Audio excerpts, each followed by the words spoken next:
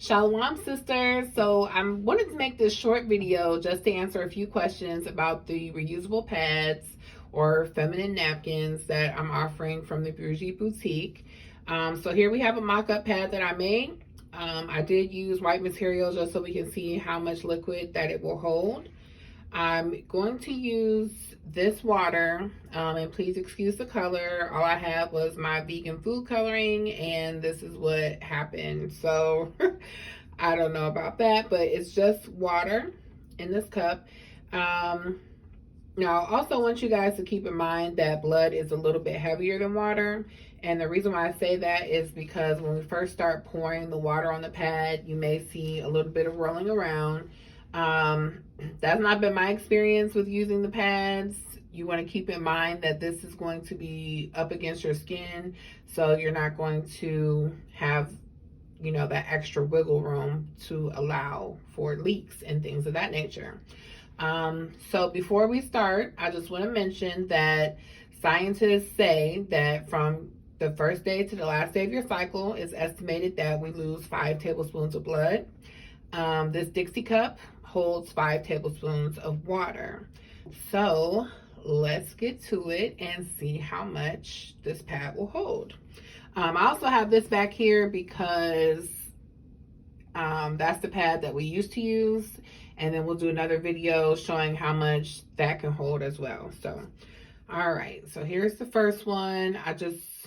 We'll talk a little bit through this. As you can see, there are wings on this pad. Wow, it looks brown in the cup, but it comes out pink, so that's cool. But there are wings on this pad, and you can choose to have either Velcro snaps, or you can have what else do we do? Velcro or snap, sorry, on the pad to help hold it in place. But the back of it is kind of made with a material that also helps to prevent shifting. So we aren't halfway through the cup yet, but as you can see, really it's because the wings are not folded down why it looks like it's going to spill over. But I just didn't want to get liquid on my table. So we'll just move this around a little bit.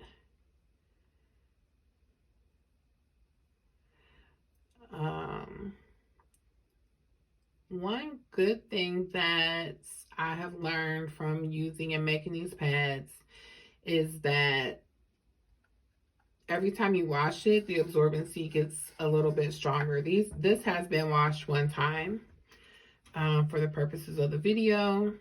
Now, you look in there, there's no water. So this one pad did hold 5 whole tablespoons of liquid. And of course, we know we're not going to wear one the whole cycle, but hopefully this visualization will help answer some questions. I know some people were worried about having accidents and things like that because this is new to us. But again, from researching how to make these pads and learning more about them, this is actually how our foremothers in the Bible, and really women even during slavery times, and actually after that, probably our grandparents, for most of us, they would make pads like this, Now, I'm going a little bit overboard with this. This is about, let's just call that 7 tablespoons. So we can see it is starting to pool up, and this is soaked. This is soaked. And like I said, we're never going to wear a pad this long, but really I'm just showing you that it can hold. There's none left over in there. I might just keep going a little bit just to see this. If I can get both of these on here, that'll be 10 tablespoons. Okay, so now it's full. So now you can see it is starting to leak out. And we also know this is extreme. Never would this happen in real life. But